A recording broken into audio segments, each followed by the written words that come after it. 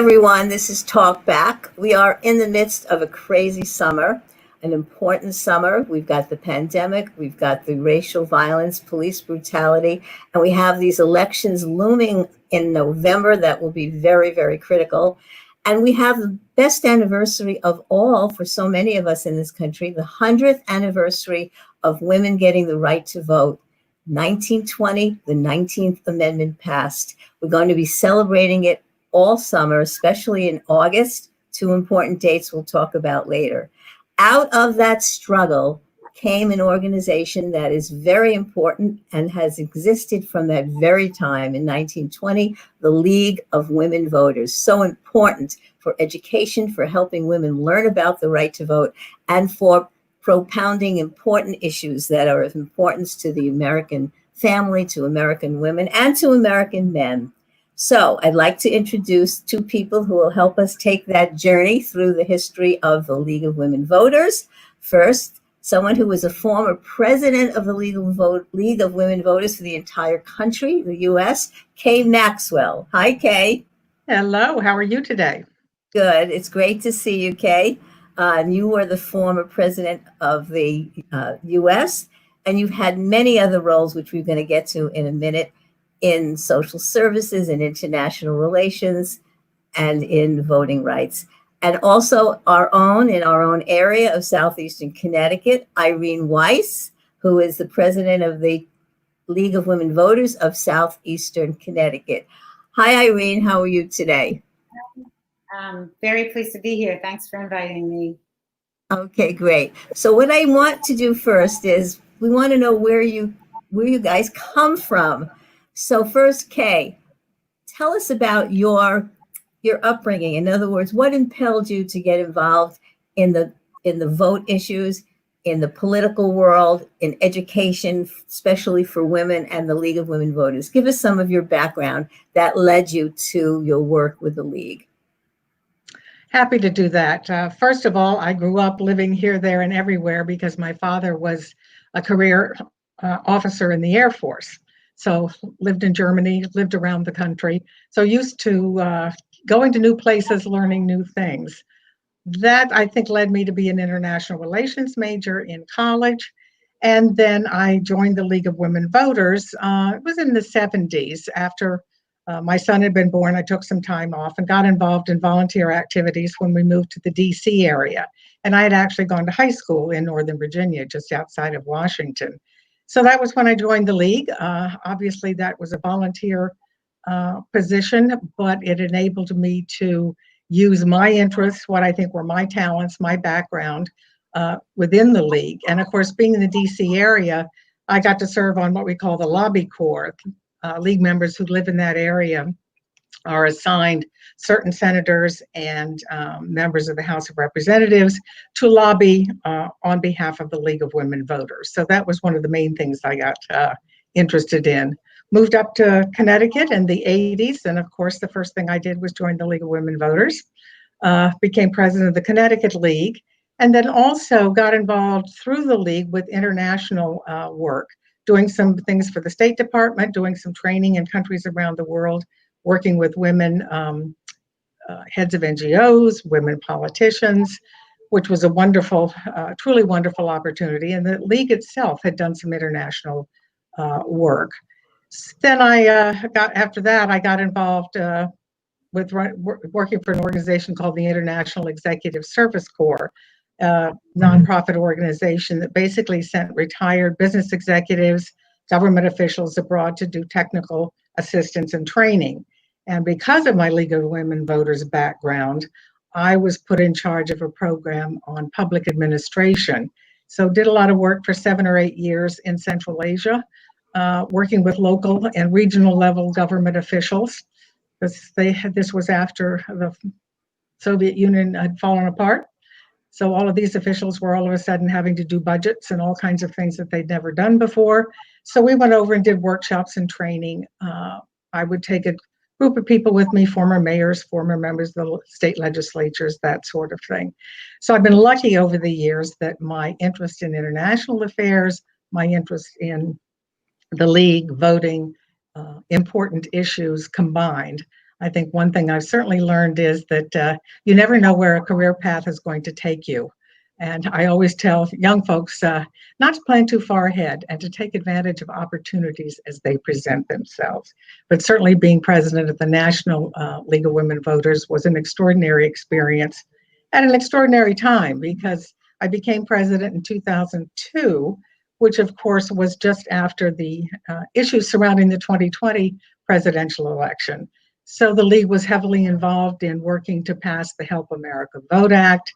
I did a lot of work in 2004, traveling around the country, promoting the things that had changed for voting for people, the fact that there would be provisional ballots available, what citizens' rights were as far as when it came to voting. So all of those kinds of things. And the League, as I say, is known as an organization that educates voters, because our purpose when we were formed was so that we could educate newly enfranchised women in the issues of the day. And that's certainly something that continues to this day. Okay. So the League is still an important organization. Okay, great. So you've had a wonderful and varied career. And I think you meant 2000. You said 2020. We all remember the tumultuous days after the 2000 election between Gore and Bush, and how traumatic that was for the country, and for some of us, very traumatic, unfortunately. Yes, that is what I meant. In fact, I do have Right. a little container of Florida Chads. Oh, God. That election. Yeah, that's a nightmare. We don't want to go have that nightmare again. Okay, let's go to Irene. Irene, give us some of your background, and like Kay, what is it that impelled you to get interested in voter work? I know you had a degree in education and teaching. Tell us about your background. Well, I think my influence also started with a big election, which was 1960, because I was in high school then, and I had, here's a shout out to the influence of teachers. I had a great teacher, Mr. Parmet, who had us do, well, I guess you would call it case studies on different topics. And my topic was Jim Crow. And we had to read original works by people who address that issue and the history of slavery in this country. And Mr. Parmet sent me and another student to a regional workshop, and he was so excited about that 1960 election, which was, as you remember, Nixon and Kennedy, that it just penetrated all of us, I think, in that class. So that was the seed, although my family was also interested in politics. But then I went to school, and my degrees in early childhood education, and Head Start was beginning when I was graduating. In fact, in my senior year, I was asked to teach one of the first Head Starts in Revere Beach, Massachusetts, in the Boston area. And through working with Head Start and then TDCCA daycare in New London area, I really had the privilege of learning more about the needs of families, and all of just about everything is political. So then when I moved around a little bit in the New England area, and then when we settled in Mystic, I was also looking for a group to join, and the League jumped out, and I joined the League, and had little kids at the time who were in school and are the study. And the League takes positions on issues. As you know, it doesn't support candidates and it doesn't support parties, but it's very active supporting issues and lobbying for issues. And at that time, there was an issue about how public schools are funded. It's still an issue. And we did a study statewide on financing public schools. And our job in Groton was to interview principals, superintendents, go into schools, go to meetings, and look at how school finance worked. And as in every study that the League does, if you participate, you learn so much. So that was a long time ago. That was about 45 years ago. Oh my goodness, I can't believe I was a member for that long. Maybe it was a little less than that, but my kids were in school. And after that, I went back to work. I was always working, but I wasn't working full time. I went back to work full time, and so my activities in the league lessened. I always was a member, and it's one thing I really like about the league is that you can participate on many different levels. And like I was when I was working full time, I was a member, I paid my dues, I felt like I supported it. But I wasn't able to do very much. And then after I retired, I got active again and started supporting different issues that we've been working on here in Connecticut and locally. So, Okay. is that enough? I think that's enough. Well, that's a great introduction. We're going to talk more specifically about what the league does and what its mission is and the various programs. But I want to go back and do a little bit of the history. Before we came on, we were talking about a great program that we're going to recommend everyone watch. It's on demand. It's on PBS. It's called The Vote. It's 2 sections of 2 hours each, the whole history of women getting the vote. And what's so amazing about that show is that I don't think we realize what an enormous struggle it was for over 70 years, from 1848 to 1920, that women struggled and struggled to get the right to vote in the states and then as an amendment to the United States Constitution. And I know that the league on its website has a little history of that. And so I want to start with Kay. I want you to talk a little bit about why the struggle took so long, and some of the highlights of that leading up to 1920. Okay. Well, as you said, it was a 72-year struggle, beginning with Seneca Falls and ending with the passage of that amendment to the Constitution. But you've used a word twice that I would argue with. You said women getting the right to vote, and people say that, and they say they were given the vote. Well, they fought, and they fought hard for the vote, and they suffered for everything they did. I mean, women were, during the time when they were picketing outside the White House during Woodrow Wilson's presidency, and were arrested and sent to the Occoquan Workhouse, which was in Northern Virginia, and there they were force-fed, and you see that in that program that you mentioned. But this was serious. There was tremendous physical damage done to so many women. And when you see in some of the marches how they were attacked by mostly men in the, watching these parades and things, it's really extraordinary. And I think one thing that is interesting from today's perspective, and I think there was an article in the New York Times about it not too long ago, was of course they were dealing with the flu, the pandemic in 1918.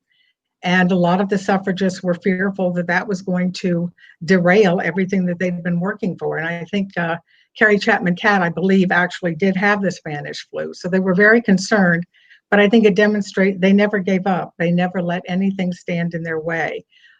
There were splits into a couple of groups, some that wanted to be more forceful, more activist, others who wanted to be more moderate. But it was a lengthy struggle that involved thousands of women, literally. And I can only imagine what it must have felt like the day the August 26th date when it was signed and certified that it was a part of the 19th Amendment, was going to be a part of the Constitution, because it was truly an extraordinary battle. And when you look back on that and you find people today saying, well, my vote doesn't count, I don't need to bother to vote. I like to think about those women who literally were ready to give their lives so that we do have that right to vote. Yeah. So that's a great summary. And you're right. You should never say getting or gaining or be given. It was a fight. They fought for it. They won it. They persevered.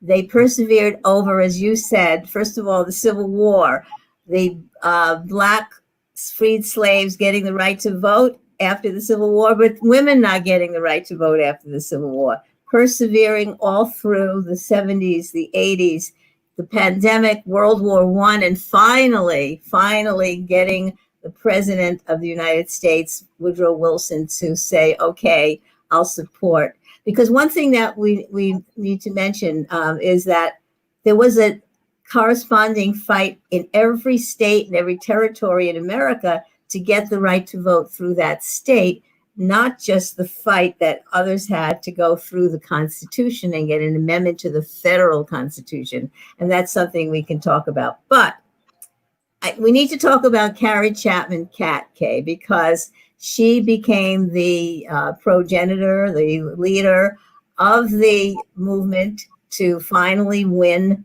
the right to vote in 1920. And because of her, the League of Women Voters was created. So you need to talk about her first. Yeah, she was indeed an amazing woman. And I think when she founded the League, she said at the time that the reason we needed a League of Women Voters was to finish the fight.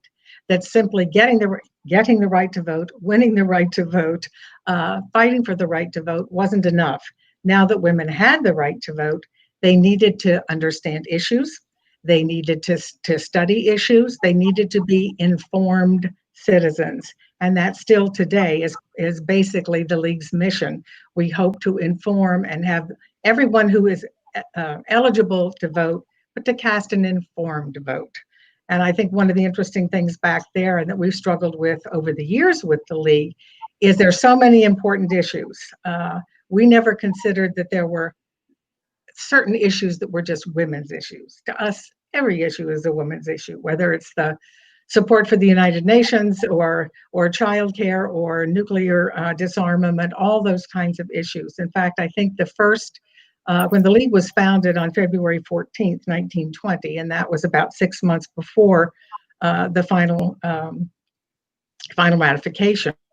But one of the things that in trying to determine what issues they were going to focus on, they came up with 69 of them. And I think that's been part of the challenges over the years. We don't quite have 69, I don't think, on our list of what we support today, but it's a variety of issues. We want to educate the voter, we want people to vote, and then we want to be action-oriented. We do lobby as an organization, and the organization from the beginning was an activist lobbying organization.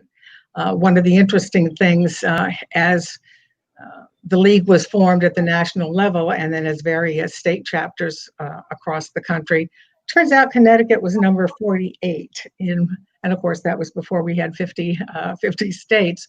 So Connecticut was a little behind the curve in terms of organizing a chapter of the League of Women Voters in Connecticut, but certainly once we got started, it's been a terrific and active organization here in Connecticut for many, many years. All right, let me turn to Irene now, because you just referred to Connecticut being the 48th state to adopt the League of Women Voters, have a chapter. And I just wanted to ask you, Irene, Kay was talking about issues. When I look at the issues that you have supported over the years, I see abortion rights, gun violence, the environment, the United Nations, issues that many of us would consider more progressive or things that we might vote for if we were Democrats and not Republicans.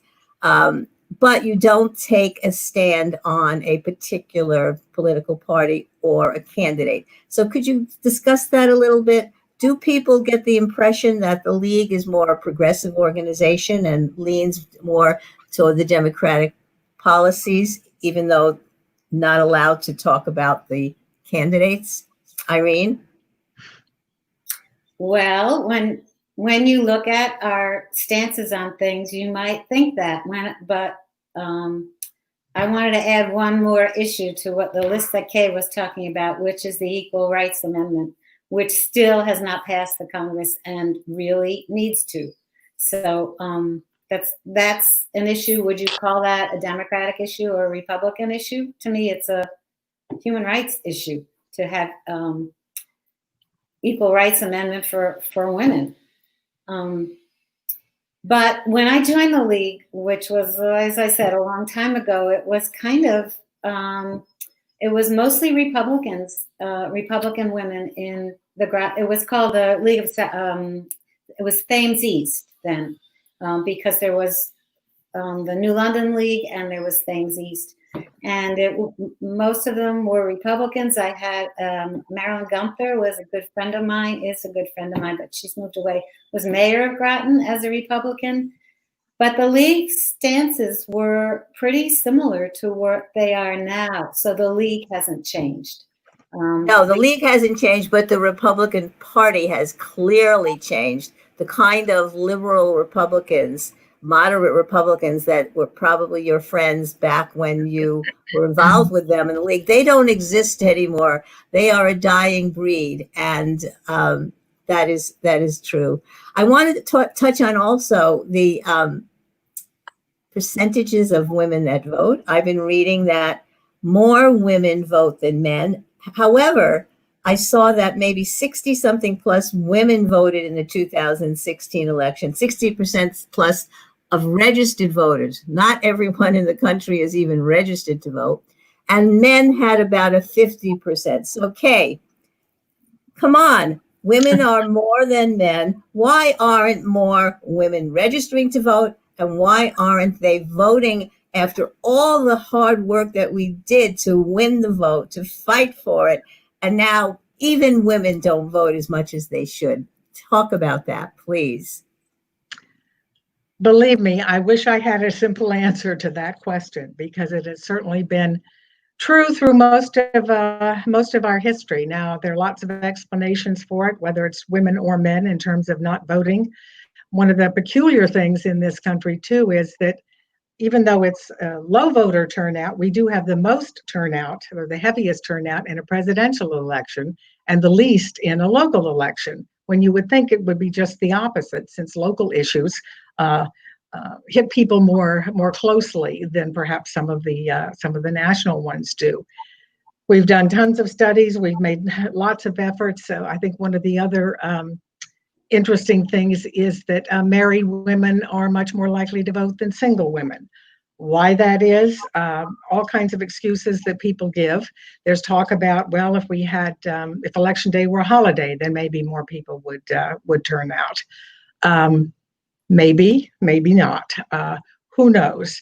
We've also tried to get young people engaged in voting, because they're the group that votes in the lowest numbers. And despite each election season, thinking that more of the young people are going to turn out hasn't been the case so far. So we'll see what happens in November of this year, whether we have more young people turning out to vote. So whether it's complacency, not understanding what the issues are, not understanding why issues are important. You know, it's a struggle. So much research has been done. We don't have the answer. I will certainly say, though, that particularly when I was doing, workshops and training and internationally, it was always really embarrassing to have to admit that in the United States, we have, not just with women, but overall, we have one of the lowest registration and turnout among voters of any democracy in the world. And that's really a shame. Whether we feel like we've had it too good, don't need to bother, but certainly the vote, and I think particularly as we've seen as Congressman Lewis passing away this weekend, and the reminders again of all of the efforts to win the right to vote on the part of everyone, has been such a hard-fought struggle. And why people don't consider it critically important, I don't know. One of the things that has increased turnout, of course, has been in places like Oregon, where all of their elections are done via mail. So with everything that's happening this year, we may find out if voting by mail, absentee ballots will increase the participation or not. But part of the problem, I think, and as I say, Connecticut does require civics education, but a lot of people have looked at back in the 60s when a lot of states stopped requiring civics education, when the focus turned to STEM, to science, math, etc. And, if you don't know how the government works in the first place, and sadly, too many of our citizens don't, then it's hard to get them engaged in turning out to vote. So basic education on what what our system is and how it works or doesn't work is an important prerequisite. Okay, you bring up so many great issues, so many important issues. Why Americans don't vote as much as other European or other democracies around the world? Are we too complacent, as you said? I think we're more ignorant. I think other countries have more interest in education in the political sphere. They seem to be more passionate in some ways about their elections. I think we don't have a draft in this country anymore, and our young people were so energized when we were younger, and the Vietnam War was raging, and the draft was an issue. Young people were engaged; they were involved. They realized the government had something to say about their lives, and they wanted to participate. Irene and I had words about this because one of my prior guests said we don't have enough civic education in Connecticut. And I'll ask Irene to mention this. She did say there is a law in Connecticut that says you need civic education. Well, they're doing a terrible, terrible, terrible job. I started out in the 1960s before I went to law school as a social studies teacher, teaching history, geography, and teaching current events and teaching kids how to read the newspaper and know what's happening. I don't think we have that level of education. Irene, I want you to comment on this now because you and I have discussed that in the past. Well, being a teacher and coming from a family of teachers, I got to say, wait a minute, don't talk about all civics teachers like that, because there are many who are really passionate about what they're doing, who jump in to take advantage of everything there is to do, who, for instance, when we go register to vote, we'll have all these motivational tools to make sure that their students are registering to vote. And along those lines, Kay was right about low turnout in young people voting. But what we do know is that part of that reason is because they're not registered to vote. And that's why a lot of our focus has been getting into high schools, getting into colleges, and getting students registered to vote. Because if they vote for the first time when they're young, they register and they vote, they're more likely to continue to vote as they get older. And so we focus a lot on that. You might also be interested in knowing, we were doing voter registration down at the pier in New London for a festival one time, and I went up to a woman to ask her, are you registered to vote? Would you like to register? Oh no, she said, I can't, with her little accent. I'm from Australia. I'm not a citizen here, so I can't register to vote. And she said, by the way, did you know that in Australia, if you don't vote, you're fined? That's, yeah. Required to register to vote. Yeah. So I didn't know that. That was pretty interesting. I think there are a few other countries that do that. Not that I'm saying we need to do that, but it's another technique. And I don't know if this is the time, but I have a really good story about voting locally.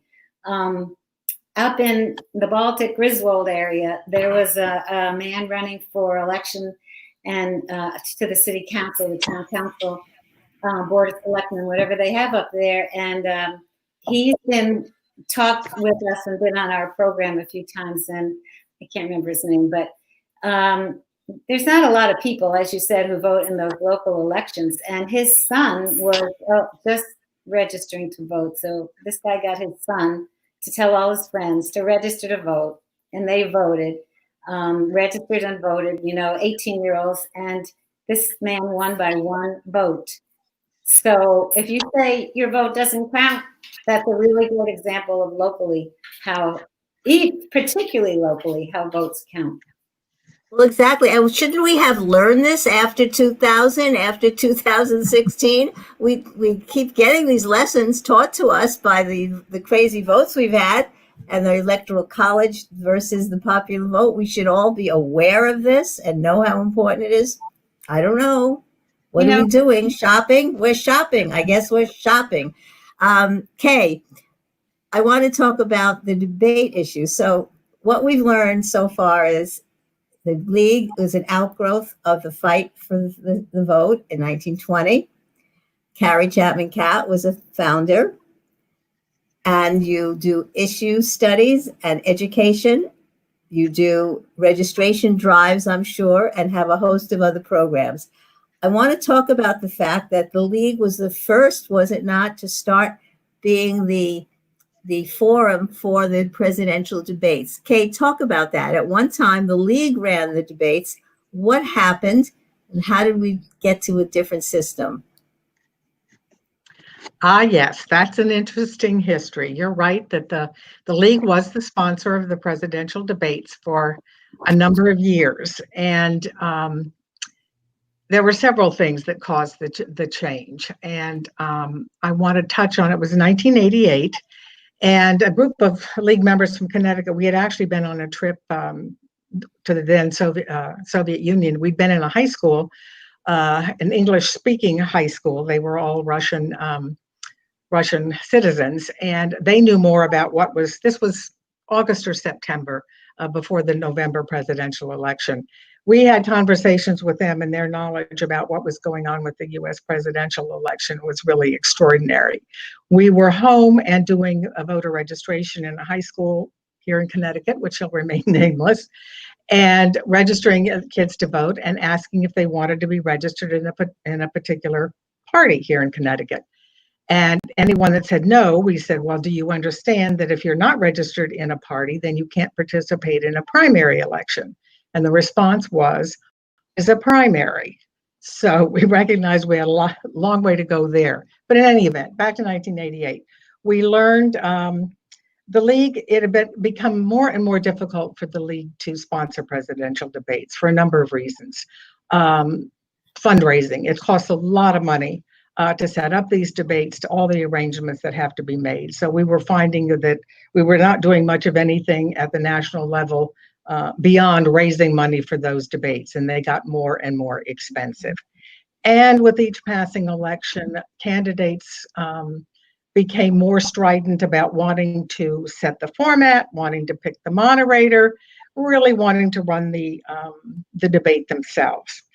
And our then National League president, who was Nancy Newman, put out a press release. And of course, I don't remember the exact words, but it was something to the effect that the league is no longer going to be part of an attempt to hoodwink the American people into thinking that these debates are truly nonpartisan and that the league is running them. But as I say, they had also gotten very expensive. And so when the two parties formed the Presidential Debates Commission, and that's the group that continues to sponsor those debates, when that was created, there was really no room left for an organization like the League. But as I say, it would have become more and more challenging for us to be the only sponsor. But we still, at the state level and at the local level, we do a lot of debates. I'm going to be moderating local debates in Greenwich and Stamford this fall. Local leagues around the state do debates among their local candidates. We also do debates for congressional candidates, U.S. Senate, governor. So there's a lot of league-sponsored debates going on around the country.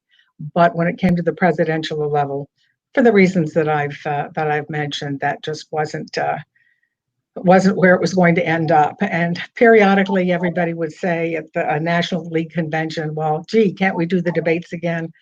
Well, no, for all kinds of reasons. But we certainly remain proud of the fact that we started it and it continues today.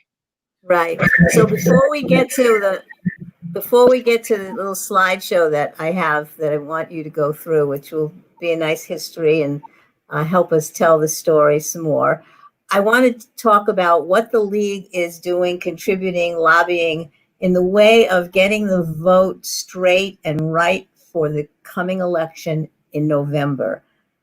I know in Connecticut, we're trying to work on applications for absentee ballots for our primary, hopefully for the general election if the pandemic continues.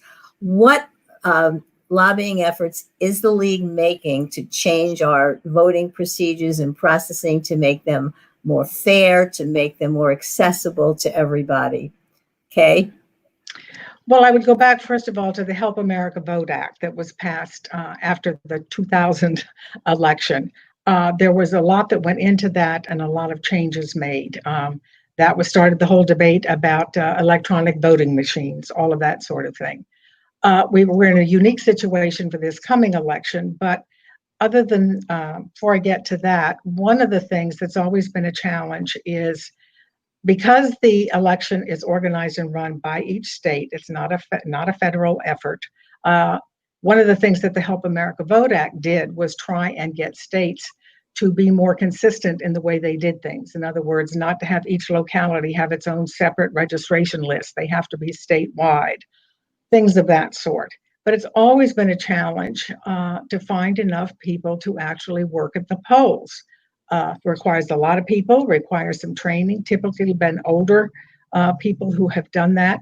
But getting enough poll workers for years has been a problem across the country in terms of any jurisdiction. Obviously, that kind of thing for this coming election, with it being the older people who are more prone to get a more serious case of the coronavirus, et cetera, there's not going to be as many, obviously, older people willing to work at the polls. Aside from that, not getting enough people to work at the polls, of course, it's whether or not people want to go into a public space like that to do it. So we, here in Connecticut, working to get absentee ballot for everyone. That there's a special session of the legislature, and I have a few that will come about. Irene might know more about that, but leagues across the country, as I look at what leagues are doing, on their Facebook posts and things, leagues are doing everything they possibly can to offer assistance and to ensure that this upcoming election is a free and fair one and is done to the best of anyone's ability. One of the things that we'll have to understand, though, is with a lot of absentee balloting, we're not going to get results as soon as the polls close on election day. We're used to getting that instant in most cases, instant telling of who the winner is. Counting all these paper ballots and all is going to take a much longer time. So it's going to be a different kind of experience, and one that we haven't been through before, and patience will be required. But the league will be there, as they always are, to oversee counting of ballots, that sort of thing. So to the best of our ability to ensure that everyone feels confident that however they voted, whether it was at the polls or via the mail, will be counted fairly and freely. Well, that's a wonderful wish and a great hope, and we hope it works out. But unfortunately, we have an executive in the White House who is speaking every day against mail-in voting, as though it was some kind of fraudulent exercise, as though we could manipulate and print up millions of ballots and people can vote twice absentee and then going to the polls. All of these things are kind of myths because, as you said, Kay, Oregon, especially other states out west, have mail-in voting as their main method of voting, and they're always successful, and there are very few to zero cases of any kind of fraud. So, Irene, I want you to speak to this. How do we disabuse our people about the fact that mail-in voting is okay? Have patience, file your application, and don't listen to the negative voices like the President of the United States trying to tell you that mail-in voting is fraudulent and that he will not perhaps accept the results of the election because of that. This is something we really have to worry about, despite all our efforts to make it as safe as possible. Not to mention the Russians, again, trying to interfere with our elections through their social media and other methods. Irene, you speak to that. Well, Sheila, am I right? Am I on? We are only one of only 11 states that has to have excuses for absentee ballots or mail-in ballots. One of only 11 states, and the restrictions we have are pretty tight. You have to be out of the state. You have to be working all day. You and can't get to the polls. And the part in the Constitution, what it says is you can't get to the polls due to sickness. But in addition to that, there was a law passed that specified a few years ago that specified it said something like you have to vote absentee somebody can vote absentee due to his or her illness. Well, in order for the governor to be able to change, for us to be able to look at illness which is in the Constitution, as the COVID illness, and that's the reason that people can vote absentee. They had to change the law that says his or her illness. And so there was a long hours of testimony just yesterday that the league testified for allowing absentee ballots in Connecticut due to the COVID pandemic. And, I mean, everybody knows people who saying, I'm not going to the polls. I'm not going to go to the polls. I'm not going to expose myself. Either people our age or people who have conditions that won't allow them to go, or just somebody who's scared to go. So this really has to happen, and people need to contact their representatives to let them know that they support absentee balloting during this pandemic.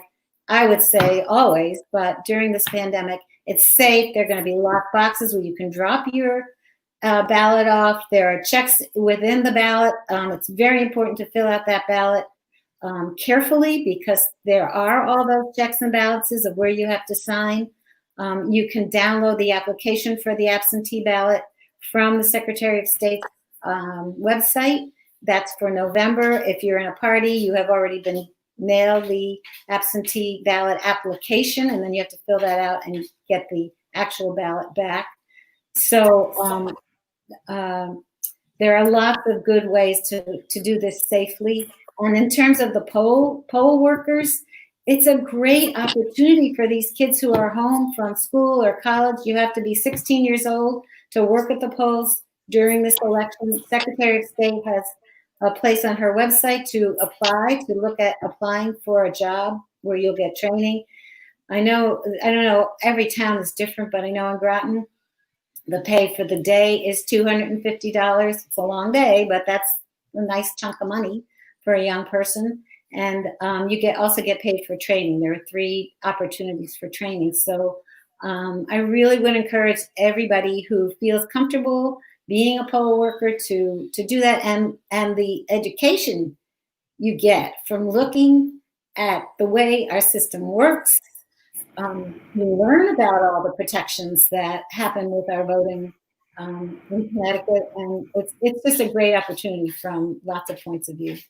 Okay, great. So we want to emphasize again, for those of us who are in Connecticut, the state legislature will very likely, we hope, pass a law that will expand what you could use as a reason for voting absentee. And that would include the fear of the COVID pandemic.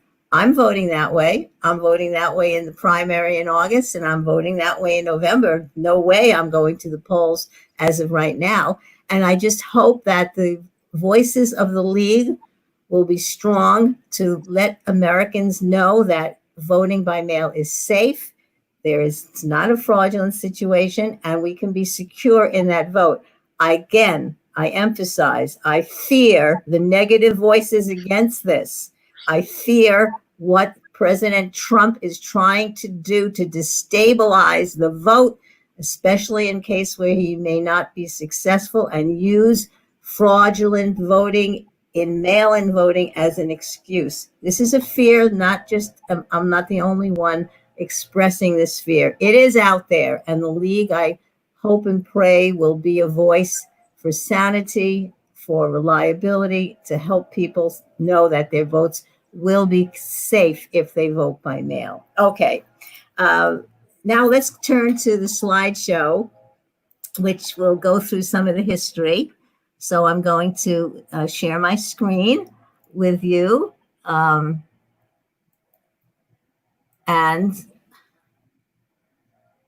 allow it. And here we go.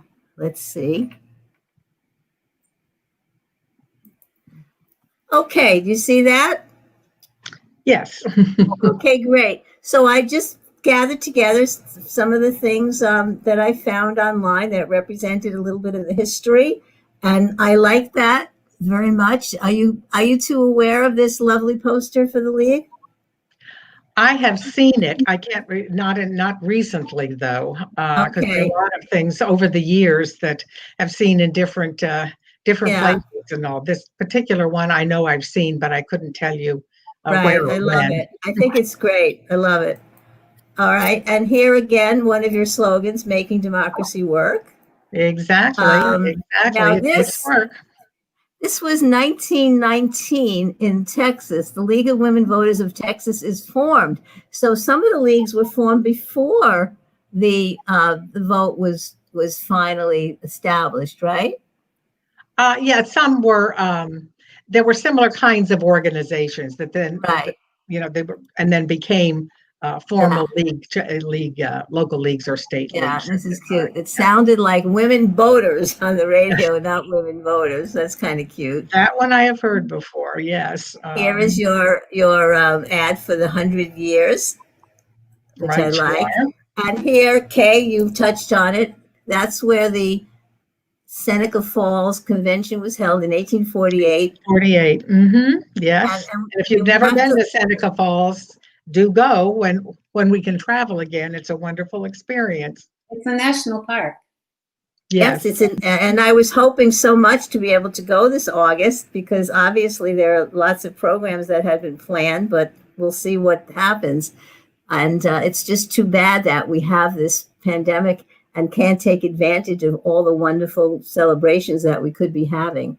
But it's important to also know that of the approximately over 300 people at the convention, about 100 of them were men. And Frederick Douglass was one of the people at the convention who advocated for women asking for the right to vote. They weren't just asking for the right to vote in their final declaration of sentiments. They were asking for economic rights and social equality and so forth. And Douglass said to them, you got to ask for voting rights too. So they added voting rights in 1848. And here it is. Have you seen this, Kay and Irene? This is the Declaration of Sentiments. They made it look a lot like the Declaration of Independence and used some of the language and listed all of their grievances and all of the things they wanted to be accomplished to give more equal rights to women. Because in 1848, women had no control over their economic or social life or their children or their families, not to mention the right to vote, right? Right. And look at this one. This is great. Hang on, ladies. It's going to be a bumpy ride, but it will be worth it. Starting at the Seneca Falls Convention and heading down toward equality. Isn't that great? Yeah. It was more than a bumpy ride, that's for sure. Exactly. And I doubt that any of them had any notion at the time that it was going to take 70 plus years to achieve. Exactly. And these are listing the 3 people. Interestingly enough, none of them lived till 1920 to see the vote realized, right? Right. Susan B. Anthony, Elizabeth Cady Stanton, and Lucretia Mott organized Seneca Falls. Susan B. Anthony wasn't there, but of course she was supportive and spent the rest of her life as best friends with Elizabeth Cady, working together on suffrage. Right. And here, as you described, some of the, I think this is Fifth Avenue, starting in certainly 1912, 13, leading up to 1920, so many parades. It's amazing to think that back in those days, without the social media that we have today, how many people were energized. And look at all the men. I think most of the people watching look like men, right? Yes. Well, the women were all marching. The men were the... Right. Well, I think the other thing we forget is that when these women traveled the country and, how much time all of that took and the letter writing, I think we forget what an extraordinary challenge just organizing was at that point in time. Exactly. Letter writing, and their communication was basically the telegram at that time, right? That's what they used if you wanted to get a quick communication with someone, you sent a telegram. So this is just an example. In 1903, the National American Women's Suffrage Association, the 35th annual convention, to be held in New Orleans, March 19th.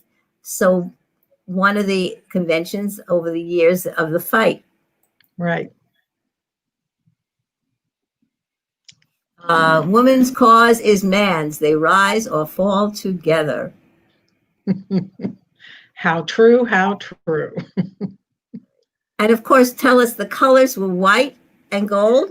white, gold, purple were the colors, of the suffrage movement.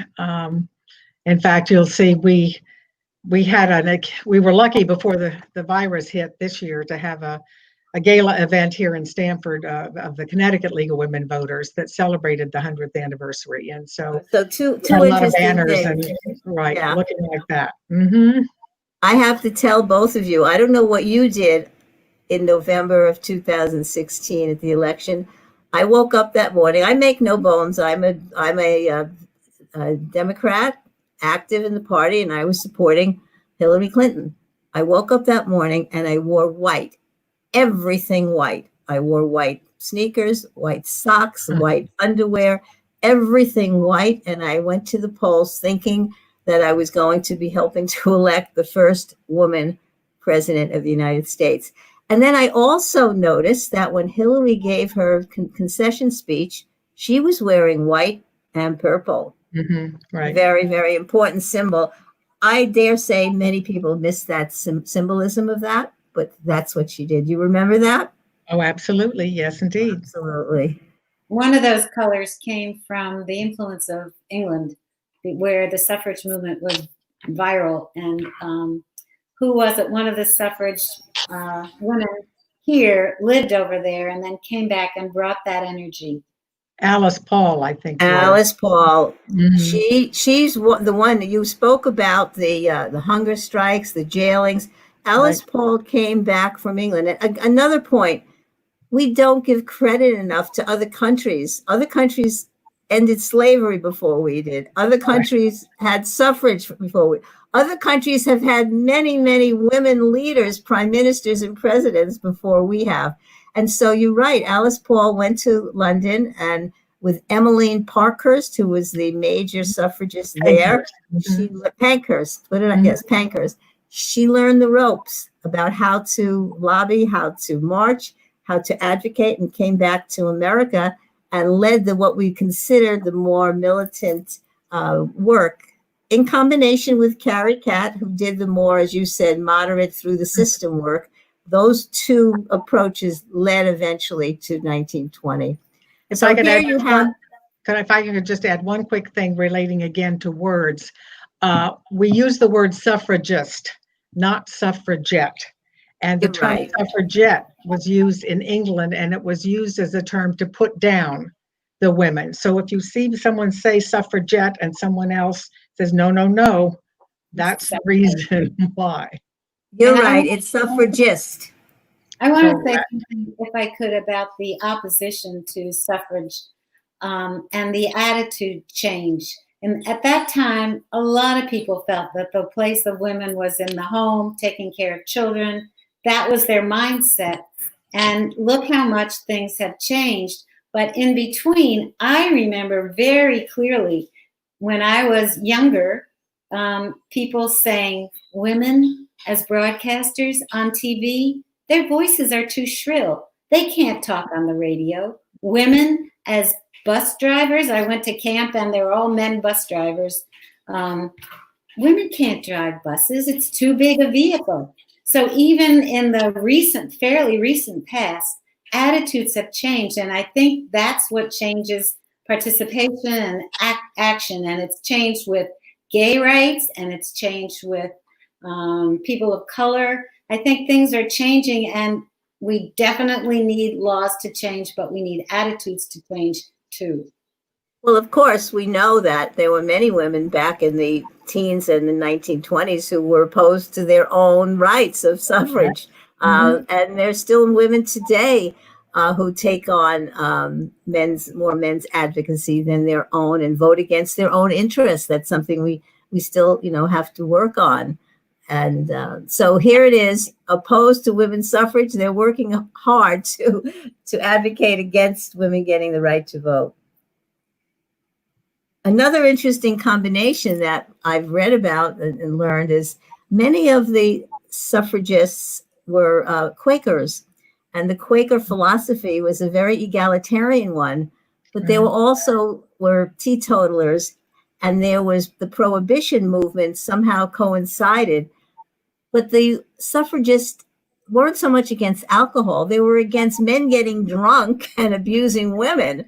And so I think a lot of men thought that the suffrage, the vote, would come hand in hand with prohibition. Have you heard about that, Kay? Oh, yes, indeed. There was a link between those two efforts, no question. And of course, the 18th Amendment, right before the 19th women's vote, was the prohibition, which of course was done away with later on in the 20s. Again, you mentioned it, Kay. This is in front. This I believe is in front of the White House. You know, The White House. Wilson. They did this.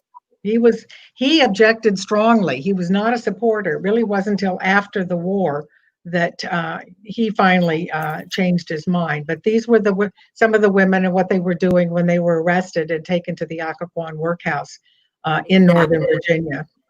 So and they did this for days on end, groups absolutely. and groups. It wasn't just on one occasion. And of course, Wilson did say earlier, it's okay if you advocate for it in your state. And we should point out that 20 or 30 states by 1920 had granted laws with women having the right to vote in those states. But these women wanted a national federal amendment in the Constitution. Exactly. Here you are again. The league put their names over this photo from that period of time. Again, more of those unbelievable marches. If I could add, there's one more movie that came out. It was sometime when I was the National League president. So between 2002, 2006, Iron Jawed Angels. It was an HBO production, and I'm sure you can get hold of it. But that tells the story of what happened to a lot of these women and what they suffered as well. If you watch Iron Jawed Angels, but even with the background you've just given, Kay, there's a nice little video for Lady Gaga that's called A Bad Romance Suffrage. And she has that scene in front of the White House where she's dragged away and horseback. And it's a nice little video to watch. Make sure you put the suffrage in there for Bad Romance. That's right. That's good. And then this, I believe, this is what I think Alice Paul kind of cooked up. This is a 1913 big procession that she organized. And this is one of the posters for that. Yes. Riding the horse. And this is 5,000 women. Yep. The Washington March was a violent one where it started out fine. And everybody was marching, and then little by little, the horses and the men squeezed the marchers into a very narrow line, and they started getting hit and hurt, and people ran everywhere. It disrupted the march. Exactly. And this was, I think, 5,000 women at the Capitol lobbying. No self-respecting woman should wish or work for the success of a party that ignores her sex. Susan B. Anthony said that. Now, didn't Susan B. Anthony get arrested trying to vote? Yes, I believe she was arrested and charged with trying to vote while female, I believe was the term that was used in the complaint. All right, now here's our Connecticut people. Votes for Women, Connecticut. Here's another Connecticut one. 100. And then you can see what's happening as you get toward the 1920s. Women are more and more joining the workforce. They're working in the factories, in the sweatshops, right? In the mills. And they want economic freedom and they want political freedom too. And so a lot of those union groups and other groups join the suffrage movement, right? Well, a lot of that came from the work that women did, during World War I, when the men were all fighting. So it added to it. Right. That all added to that. Here's another one, Connecticut. Come in and learn why women ought to vote. And finally, this is getting toward the success, because it says, Wilson says, it is time to support women's suffrage. He finally gives in 1919, right? Took him a while, but he got there. Right. And here is Carrie Chapman Catt in that beautiful big cape and outfit and flag. That's she at the head of the parade. Mm-hmm. And I tried to get some pictures of her to show her. And they would send envoys all around the country to rural areas to try and get women involved.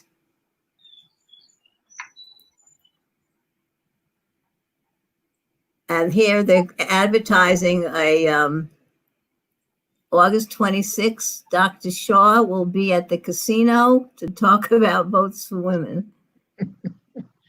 Well, you go where the go where the people might be. Now there she is. That's Carrie Chapman Catt on the right. Do you know who's on the left? I don't offhand, but the picture is a little small too, but I don't. Yeah. I can't tell. Here is Carrie Chapman Catt again. That's her. Mm-hmm. Mm-hmm. And I love this one. Still trying to button it up. It's that 36 button, Samuel, national suffrage. So that refers to the 36th state that they needed to pass the amendment. They needed a state to ratify it. And it's very disappointing, Irene and Kay, that Connecticut, the governor, would not call a special legislative session to vote on the amendment. And Connecticut passed the amendment after 1920, after it was already officially passed. So it turned out to be Tennessee that became the 36th state. Connecticut couldn't have been that last state. Well, bringing up the rear again, darn.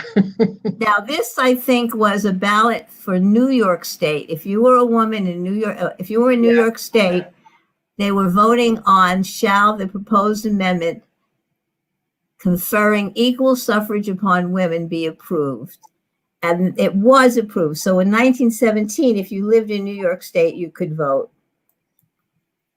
Finally, here is the suffrage wins. Tennessee House ratifies the federal amendment, giving women of entire nation the vote this fall. That was August 18th, 1920. And here's Carrie Chapman Catt celebrating. Great photo. Yeah, we celebrated, but I think, what she said about, this was really just step one. We needed to finish the fight, by educating at that time women in particular, today everybody, on the issues so that everyone can participate and be informed. Right. And here she is, I guess now, must be the League after the vote, after 1920. Yeah, because Mrs. Park was the president at the time. She was the first national president of the League, so she followed Carrie Chapman Catt as the president. Now here are planks at the Democratic Platform Committee: child welfare, education, home and high prices, women in gainful occupations, public health, independent citizenship for married women, and so forth. They were advertising. Haven't changed a great deal, have they? Some of these could be on a list today. Yes, exactly. And here she is again. Mm-hmm. And 100 years strong. Irene, you said you had an interesting quote. I want you to give us that quote now. Yeah, it's from the first Connecticut president of the League of Women Voters, and it's 1921. Mabel Washburn was her name. Much of the potential power of the League depends on its representative character. To be what it may become, it must include in its ranks women of all classes, creeds, races, and colors. That accomplishment alone would be worth all the work that is being put into it. It is a League of Women Voters, and every woman voter has her place in it. I just love that. It's a good quote, but now men can become members of the League. Isn't that right? Right. What year was that, Kay? It was about 1974 when we agreed. So about what percentage of your membership are men at this point? Do you know? No, I don't know a national number, and it certainly varies from local league to state league. It's not a lot. I'm guessing less than 10%, but in some cases I doubt that. We've had one man who's been a member of the national board, but of course there are men who've been on the boards of local leagues. So How many members in general are there all throughout the country at this point, approximately? I don't know the latest numbers, but certainly in terms of membership and supporters, we're in all 50 states, we're in communities across the country, and we are taken seriously by our members of our state legislatures, our local government, and certainly by Congress. When the league members come in and have something to say about a particular issue, they know that we've studied the issue, that we haven't come to a judgment easily, and that when we speak, we're speaking about facts. And so that Okay. there are a lot of us out there doing that in lots of ways. Okay, and so here are just some of the slides that involve more local chapters. Here's Houston. This is the League of Women Voters, nonpartisan party animals since 1920. I don't know who made that slide. It's fun.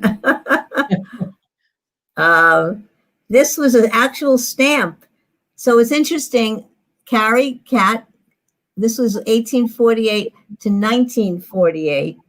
And at that time, they recognized Elizabeth Cady Stanton and Lucretia Mott, the two who organized the Seneca Falls, plus Carrie Cat, who took us over the finish line in 1920. They were on this 3-cent postage stamp. Were you aware of that, Kay? Actually, I wasn't. When I first saw these slides, I realized I did not know that. We've been focused on, will a woman ever end up on a piece of U.S. currency going forward? But this I was not aware of. There you go. Well, there is a stamp coming out, they told me, in August, celebrating suffrage. And Yeah. Of course. Go down to I've been going to the post office every 2 days because they said it's going to come sometime in the middle of July. And so far, it's not in our post office. But Yeah, I can't wait Lots for of things are that. delayed these days. Of course, I'm a tremendous fan of the Susan B. Anthony dollar coin, which sadly people don't use. And I love them. I love the Sacagawea, and you don't see them in circulation. People confuse them with the quarter, with the whatever. I want to use my Susan B. Anthony's all the time. I love them, but people don't use them. Yeah, sort of like the $2 bill. Yeah, right. Well, I use those too. Another here, all the different celebratory posters that you have around the country. Here are your forums that you said you do. Again, more power to the 100 years. Marching, this is a good one. Marching is not enough. I like that. Mm-hmm. Here you got celebrities. How many people would know who that is? Jane Russell. We know, right? Right. But so celebrities would help to publicize and advocate for voting, which is great. Meet the candidates. Mm-hmm. As you talked about those activities. This is great. Well-behaved women rarely make history. You got to act up. That's been one of my favorites over the years. Well-behaved, right. Ballots and baristas. Conversation. Again, look, younger women, important to put them on. Wisconsin, put a younger woman on the poster. Mm-hmm. Here, your guide to the issues, Yes. right? Yes, we all put out voter guides for elections, yes. And those can even be taken into the voting booth because they are nonpartisan. We have a current one. Everybody's got the mask. Everybody in a mask. this Mask is says vote. We have had a board meeting and we all had a social distance and wear masks. So are you selling on your website these masks that say vote? Maybe you should do that. We have them. If anybody wants them, contact me. All right. Hey, now I see a woman way in the back named Irene Weiss. She's way in the back. And are you there, Kay, in this picture? No. This is a picture at the Connecticut State Legislature, I assume. Right, exactly. But I know Irene was there. Carol Reimers on the far left is the current League of Women Voters of Connecticut president. Right. On the far left there. I was not in this. No. And this is your project, Irene, right? I'm registered to vote. Are you? This is the kids, when we go to schools, they really like taking their pictures, and we have them take them in their own cell phones so we don't have to worry about permission or anything. And then they put them on their social media. And I think this was the year we hit our all-time high a couple of years ago, which was 700 people in different among the registration. It was a good one. That's great. Must be a teacher, probably. Yep. Yep. And again, there's a National Voter Registration Day, which is in September. It's coming up again. Our project for that was to be in 3 New London, Norwich, and Groton libraries, and we welcome people to register to vote, and we had a lot of students who helped us register people to vote, but this was in that display outside the library. Right. So what are you going to do now for this year when you can't have it in person necessarily? I know, we have a lot of challenges about how to do all this stuff, so we're working on it. More of those. Oh, this one, who is that? The Hulk, the monster or something? Like the Hulk, yes. He's Which reminds me, vote. we did work with World Wrestling Entertainment one year on registering folks to vote. Oh, good. And we're working with, this was at the O'Neill Theater when they had, what was that play? Was, shoot, I can't remember. It was about, had to do with voting. I can't remember. But anyway, we're working with the Connecticut Sun team. They're very interested in civil rights and getting people to vote. And our league and the Norwich NAACP are working with them to get out the word to register to vote. And we're struggling now with trying to figure out how to do candidate debates and do them virtually, which we obviously assume we're going to have to do. So it's going to be a little more challenging this year. Yeah, there's more of these. You got just a voter registration drive or applications? That looks like it might have been at the at a congressional debate. No, this was at Three Rivers Community College. But wherever we're doing the debates and things, we always have people, there like this, giving out information, registering people. Right. So there you are, Irene and others. Okay, and here you are at the United Nations, right? At the plaza, looks like. Our state representative from our league, Joanne Moore, and she was the state's, league's official representative to the UN Conference on Women, which she has come back now twice from that conference, very disappointed because the United States has been one of the, I think the only country that has not supported the UN position on rights for women. Oh, naturally. I don't think we signed the one on genocide either. I'm not sure. Correct. So this was one of the cultures that you learned about at the conference? This was from the UN. Yeah, the UN, the time I went down with her, they had a wonderful display of issues for women from around the world. And this was about how so many women need to cart water so far from where they live just to have daily access to water. I think we in this country don't realize the challenges for so many women around the world. Right. And yes, you transport heavy containers because they have no running water. And you're right, they have to think about surviving from minute to minute. And we still can't let the vote be a luxury. It has to be a necessary part of our existence here in the United States. We've got to work on poverty, but we have to vote too. And then, Irene, you gave us some information that people can look at, the websites. You can find vote411.org. You can get all the information you need about registering to vote. You can register online in any state. If you have in Connecticut, if you have a driver's license or a state ID, you can register online, or you can download your application, paper application, if you don't have those two things to register to vote. The other thing I wanted, I have the Bad Romance, and what else is in there? I Enjoyed Angels is there to look at on YouTube, right? Okay. And finally, I love this as kind of a summary. Don't let Granny down. She won the vote in 1920. It's your job to make it count. I love that. I'm going to put us back to our end the screen and come back to our final summaries. So this has been a very nice tour. I want you to tell me, Irene or Kay, if we left something out. I want you to give a brief final message, a final summary of what advice you have for the voter, for the American, about how to be a good citizen this year for our elections coming up. I'll start with you, Irene. Well, I want people to look for information about voting. Look for the debates that we're having here. We have up to 12, 14 people debating, and that's quite a task in New London and maybe Groton.